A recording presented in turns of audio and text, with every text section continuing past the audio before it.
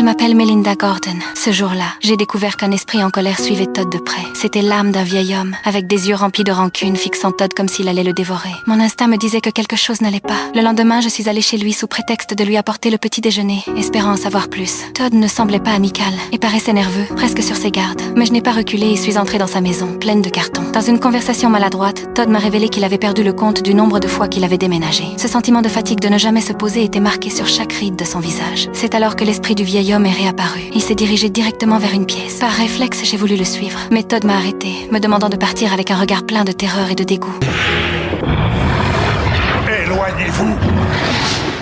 Être mise dehors ne m'a pas fait abandonner. Le lendemain, j'ai vu Todd se préparer à partir et l'esprit le suivait toujours, comme une ombre. J'ai ressenti une menace. L'esprit voulait lui faire du mal. Je l'ai suivi en voiture. Todd a garé sa voiture dans une ruelle déserte et pendant qu'il sortait pour vérifier, une tronçonneuse qui était sur le siège arrière a démarré toute seule. L'esprit manipulait la tronçonneuse, tentant de tuer Todd. Si je ne l'avais pas empêché à temps, les conséquences auraient été catastrophiques. Mais Todd ne m'a pas remercié. Il m'a regardé, choqué, et m'a accusé de le suivre. À ses yeux, j'étais être plus effrayante que le fantôme invisible. Ce soir-là, alors que je rentrais chez moi, j'ai vu Todd grimper sur le toit pour réparer les tuiles. Alors que mon mari Jim et moi discussions, l'esprit du vieil homme est réapparu sur le toit, prêt à faire tomber Todd. Jim et moi avons couru pour lui avertir, mais Todd ne croyait pas à mes avertissements, pensant simplement que je le dérangeais. Todd! Ah! Lâchez pas! Je voulais appeler une ambulance, demander de l'aide, mais l'esprit est soudainement apparu devant moi et m'en a empêché. Laissez-le mourir. Pourquoi? Qu'avez-vous contre cet homme?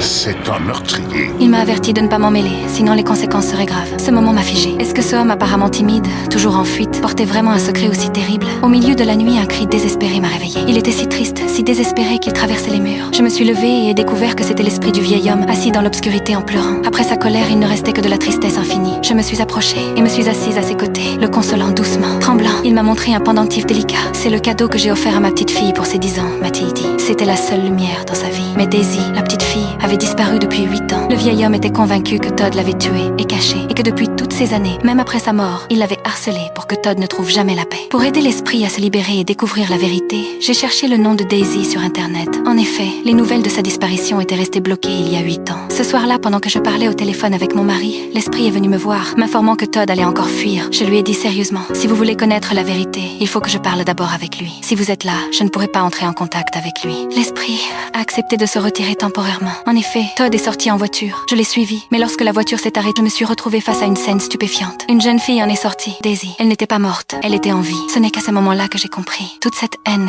qui durait depuis 8 ans, n'était qu'un malentendu. Je me suis avancée, j'ai regardé la fille confuse devant moi et lui ai dit « Daisy, ton grand-père, là, il t'a cherché. Il croyait que Todd t'avait tué et l'a harcelé pendant tout ce temps. Il t'a cherché sans relâche, mais il n'a jamais trouvé ton corps. Il t'aime vraiment. » Mais en entendant les mots « grand-père », Daisy ne fut pas émue, seulement en colère. Je peux vous aider à lui parler. Il était meurtri, il vous a cherché partout. On doit pas parler de la même personne, je suis désolée. J'avais déjà pas envie de lui parler quand il était vivant. J'ai pas plus envie maintenant qu'il est mort. Écoute-moi bien, Todd, écoute. Il est mort. Elle se tourna et partit sans un mot. J'ai trouvé Todd, et épuisé, il m'a raconté l'histoire complète. En fait, l'enfance de Daisy avait été marquée par l'obscurité. Sa mère était toxicomane, et elle avait vécu dans la rue. Son grand-père Lyle, ne supportant plus la dégradation de sa fille, avait coupé les ponts avec elle. Quand la mère de Daisy mourut d'une overdose, Lyle décida d'adopter Daisy. Mais l'homme n'était pas préparé à aimer une enfant déjà brisée. Au lieu de l'envoyer dans une école chaleureuse, il l'a envoyée dans une maison de correction, où Daisy a été maltraitée. Todd était un employé de cette maison. Il n'a pas supporté de voir Daisy souffrir, et une nuit, il l'a aidé à s'échapper. Mais les choses ont pris une telle ampleur que Todd est devenu le principal suspect, un soi-disant meurtrier. Depuis 8 ans, Todd a erré, fuyant sans cesse, pour protéger le secret de Daisy et l'empêcher de retourner en institution. Il avait sacrifié sa vie pour donner à cette fille une chance de liberté. Todd me regarda et dit amèrement « Je regrette de ne pas avoir pu faire mieux à l'époque. J'ai tout raconté à l'esprit de Lyle. » D'abord, il n'a pas voulu y croire. Il n'arrivait pas à accepter que celui qu'il avait vu comme un kidnappeur soit en fait le sauveur de sa petite fille. Finalement, je lui ai révélé la vérité sur les abus subis par Daisy dans la maison de correction. C'est vous, là!